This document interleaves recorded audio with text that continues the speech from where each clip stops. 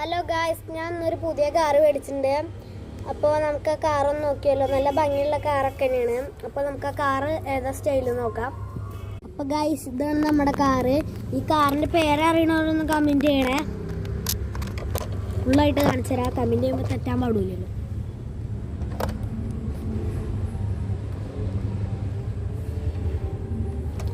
ഡോറൊക്കെ തുറക്കുന്ന കാറാണ്. അപ്പോൾ നമുക്ക് ഈ കാറിൻ്റെ പെർഫോമൻസ് എന്താണെന്ന് നോക്കാം. ഗൈസ്, നമ്മുടെ കാറ് നമുക്ക് കാർ ഓടുന്ന കാണാം.